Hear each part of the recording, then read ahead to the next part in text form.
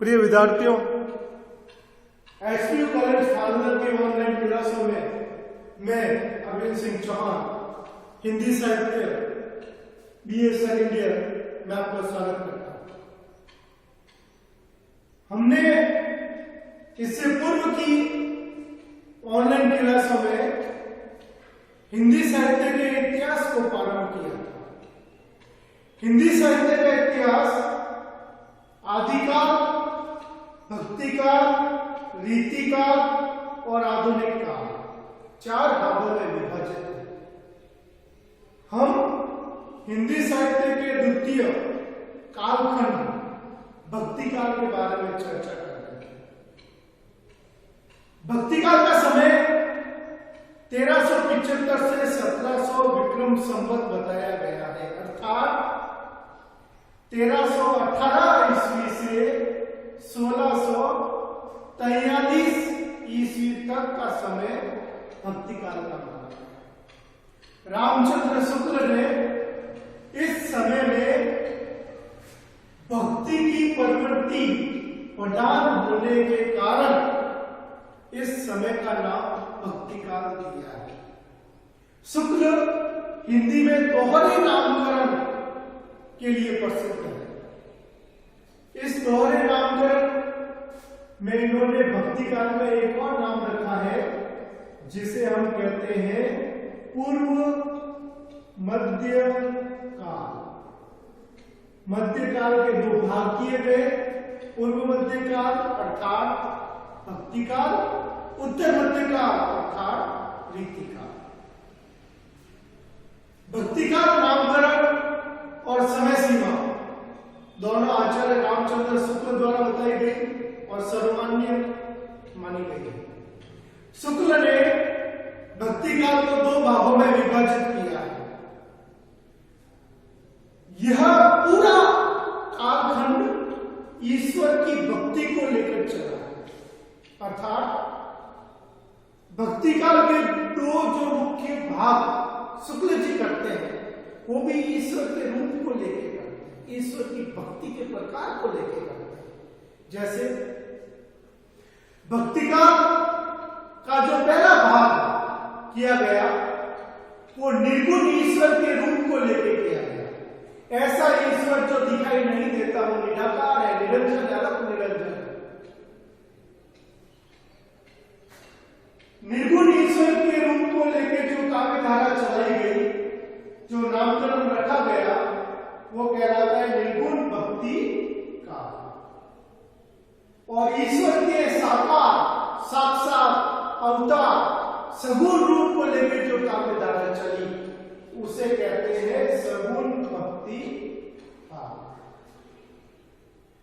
भक्ति काल को 2 मुख्य भागों में बांटने का काम आचार्य रामचंद्र शुक्ल ने किया है, जो क्रमशः निर्गुण भक्ति काव्य और सगुण भक्ति काव्य के रूप में हमें दिखाई देता है। किंतु यहां पर ध्यान देने की बात यह है कि निर्गुण भक्ति साहित्य नाम अगर मिलता है, निर्गुण भक्ति काव्य के स्थान पर निर्गुण भक्ति साहित्य और सगुण भक्ति साहित्य, यहां पर काव्य के स्थान पर शब्द का उपयोग हो रहा है साहित्य। तो ये नामकरण निर्गुण भक्ति साहित्य अथवा सगुण भक्ति साहित्य, ये नामकरण हिंदी के प्रसिद्ध विद्वान जो शुक्ल के कई विचारों के विरोधी है, आचार्य हजारी प्रसाद द्विवेदी के द्वारा रखे गए हैं। फिर हम बात करते हैं पुनः आचार्य रामचंद्र शुक्ल के द्वारा भक्तिकाल को जो 2 मुख्य भागों में बांटा गया और उन 2 को अन्य 4 भागों में बांटा गया। उसकी शुक्ल ने निर्गुण भक्ति काव्य को पुनः 2 भागों में विभाजित किया। एक वो काव्य धारा जो ज्ञान के मार्ग पर चली, ज्ञान के आश्रय में पली बढ़ी, अर्थात ज्ञान को महत्व देने वाली रही, वो रही ज्ञानाश्रयी काव्य धारा। एक काव्य धारा वो रही जो प्रेम के मार्ग पर चलती है और उस मार्ग पर चल के ईश्वर को प्राप्त करना चाहती है, वो कहलाए प्रेम मार्गी अथवा प्रेमाश्रयी काव्य धारा। यहां पर एक भ्रांति हो जाती है अमूमन बच्चों कि ज्ञानाश्रयी काव्य धारा में जो ज्ञान को महत्व दिया गया है वो कौन सा ज्ञान है? वेदों का ज्ञान है अथवा स्व अनुभूत ज्ञान है। तो यहां पर हमें ध्यान रखना है कि ये ज्ञानाश्रयी काव्य धारा शास्त्रीय ज्ञान की अवहेलना करती है। ये स्व अनुभूत ज्ञान को महत्व देती है। ये ज्ञान इनका खुद का ज्ञान है, न कि कहीं से उधार लिया गया वेद पुराण उपनिषद पुराण वहां का ज्ञान। हम आगे बढ़ते हैं। इस ज्ञानाश्रयी और प्रेमाश्रयी जो नामकरण शुक्ल के द्वारा दिए गए ये सर्वमान्य रहे हैं, किंतु एक विद्वान है जो शुक्ल का अनुसरण करने के लिए प्रसिद्ध है। नाम है डॉक्टर राम कुमार वर्मा। इन्होंने एक इतिहास ग्रंथ लिखा, हिंदी साहित्य का आलोचनात्मक इतिहास, प्रकाशन है 1938। उसमें इन्होंने भक्ति काल तक का ही वर्णन किया है। अधूरा ग्रंथ है, पूरे हिंदी साहित्य का वर्णन नहीं मिलता उसमें। जब उन्होंने भक्ति काल तक का वर्णन करते हैं किया है तो उन्होंने ज्ञानाश्रयी और प्रेमाश्रयी काव्य धारा के अलग नामकरण घोषित किए। जैसे ज्ञानाश्रयी काव्य धारा को वो यानी डॉक्टर राम कुमार वर्मा जी संत काव्य नाम से संबोधित करते हैं और प्रेमाश्रयी काव्य धारा को वो सूफी काव्य धारा के नाम से संबोधित करते हैं। ये था भक्ति काल का सामान्य परिचय, भक्ति काल की काव्य धाराएं, जिसमें हमें एक बात ध्यान रखनी है कि भक्ति काल को निर्गुण भक्ति काव्य, सगुण भक्ति काव्य। निर्गुण भक्ति काव्य में ज्ञानाश्रयी और प्रेमाश्रयी काव्य, सगुण भक्ति काव्य में राम भक्ति काव्य और कृष्ण भक्ति काव्य। ये 6 नामकरण और भक्ति काल के 7, इसको जोड़े तो 7 नामकरण आचार्य रामचंद्र शुक्ल के हैं। किंतु भक्ति काल, निर्गुण भक्ति काव्य, सगुण भक्ति काव्य के उपरांत इनके नामकरण थोड़े कमजोर हो जाते हैं, क्योंकि विद्वानों द्वारा सर्वमान्य मत से जन प्रसिद्ध विद्यार्थियों में प्रसिद्ध नामकरण हो गए।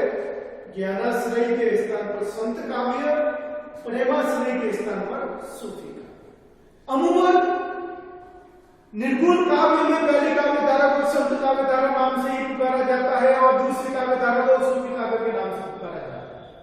ये दोनों नामकरण शुक्ल के नहीं है, ये नामकरण है डॉक्टर राम कुमार वर्मा के। आगे बढ़ते हैं हम। संत काव्य धारा में जो संत शब्द है,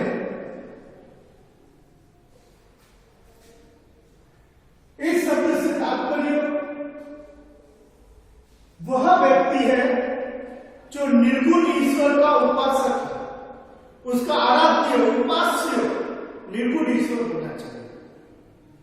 यह संत शब्द संस्कृत के सत्य शब्द से बना है। सत्य का मतलब तात्पर्य हम सत्य से ले सकते हैं। यह सत्य शब्द जो है वो निर्वर्ती अर्थात वैरागी शब्द का परिचय है। संत वह है जो सत्य रूपी परम तत्व का साक्षात्कार करते हैं। यहां पर जो निर्गुण ईश्वर है, परमात्मा है, परम तत्व है, वो सत्य रूपी रहा है। अब हम बात करते हैं संत काव्य धारा के प्रवर्तक की। संत काव्य धारा के प्रवर्तक महाराष्ट्र में प्रसिद्ध विठोबा के भक्त के रूप में नामदेव रहे हैं। नामदेव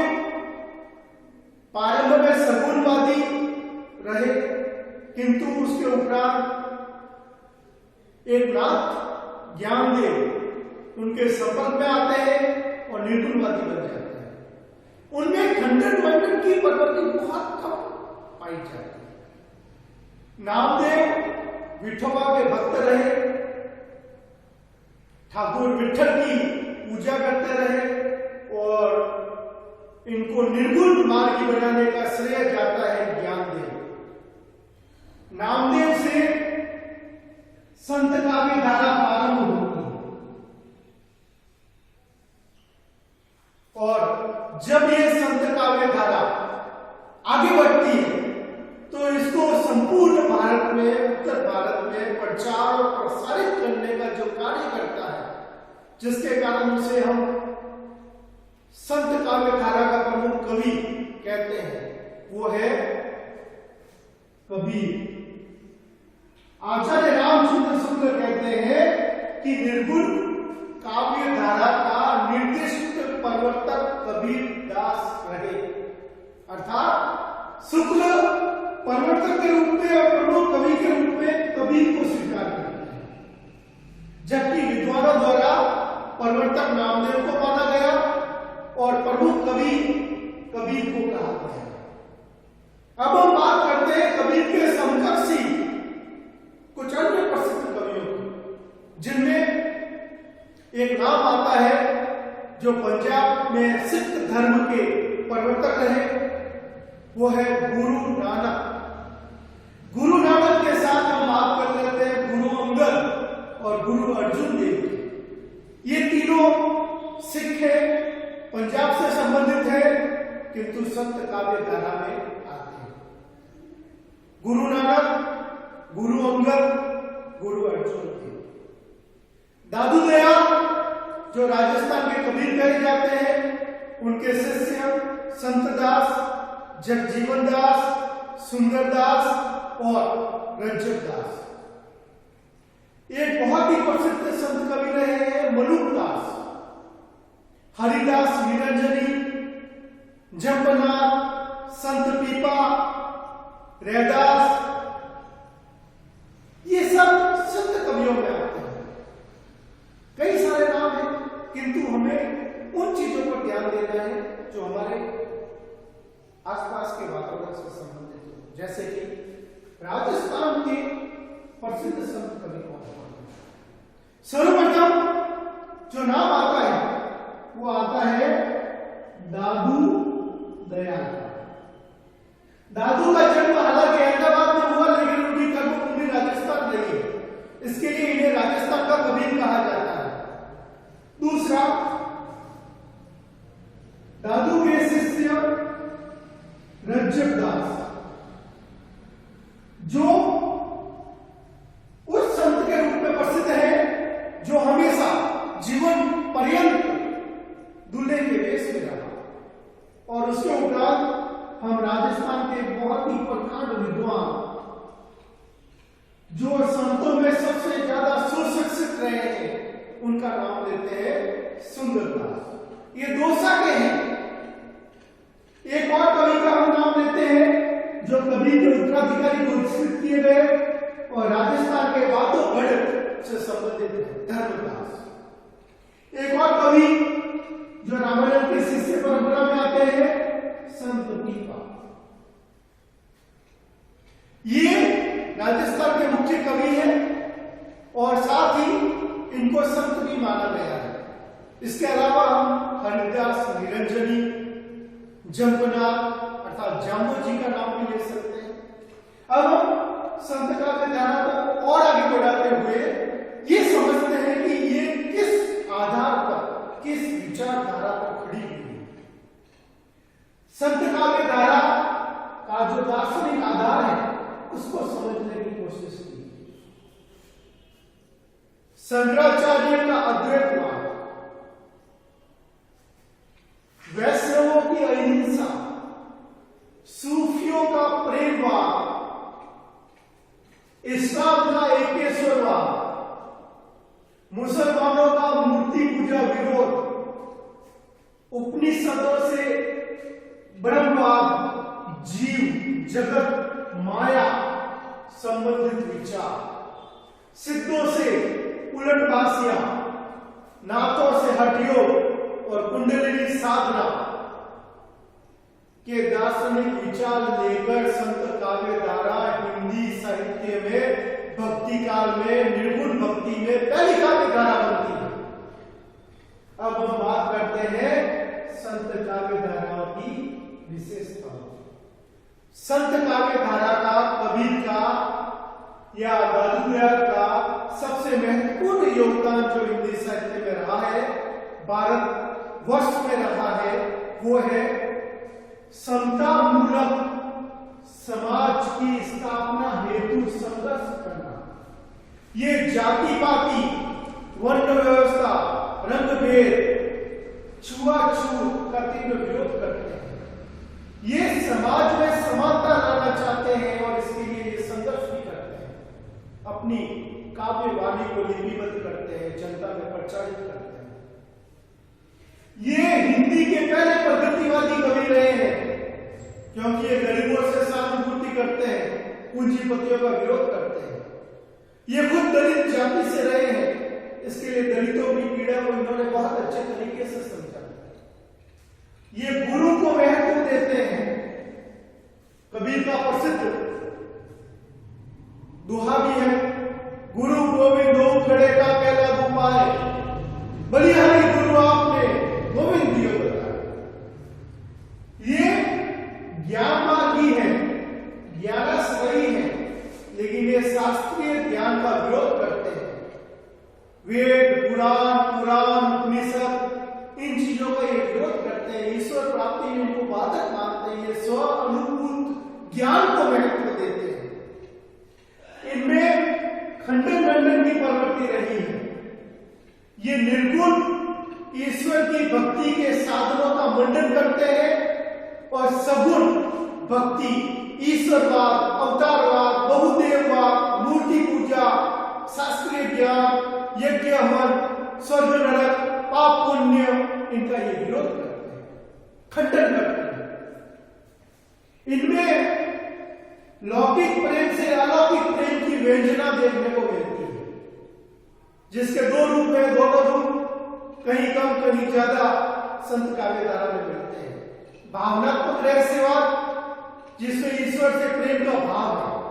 साधनात्मक रहस्यवाद, जिसमें योग, हठयोग, कुंडलिनी, नाड़ी साधना, इसके द्वारा ईश्वर को प्राप्त करने का साधन बताया गया। दुल्हनी गाऊ मंगला चार, हम गरी आए वो राजा राम भरता, ये कबीर का भावनात्मक रहस्यवाद का बहुत ही प्रसिद्ध उदाहरण है। ये वेदों के विरोधी हैं, वैदिक धर्म का विरोध करते हैं, क्योंकि ये बौद्ध धर्म, सिद्ध धर्म से प्रभावित रहे हैं। इसके लिए ब्राह्मणवाद और वेदों के ये विरोधी रहे। इन्होंने एकेश्वरवाद का संदेश दिया, सबका मालिक एक, अर्थात विश्व के समस्त मानवों का ईश्वर एक ही है, भले उसे किसी भी रूप में पूजा जाए। ये नरसुरवाद विचार से प्रेरित है।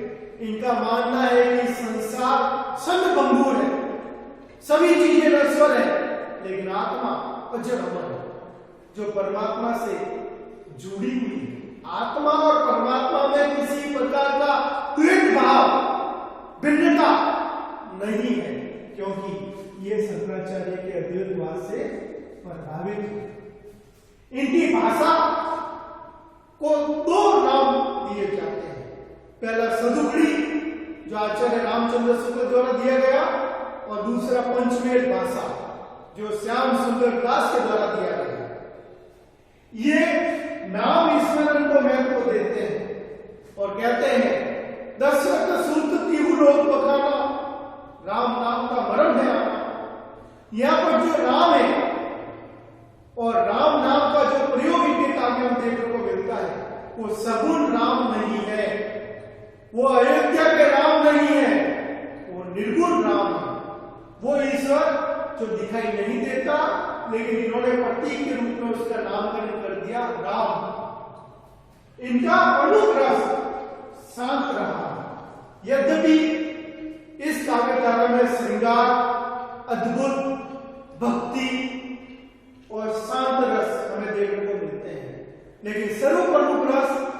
काव्य धारा का जो है अति महत्वपूर्ण क्वेश्चन है ये, संत काव्य धारा का प्रधान या प्रमुख रस बताएं। तो यहाँ पर हमें एक ही रस बताना है, वो होगा शांत रस।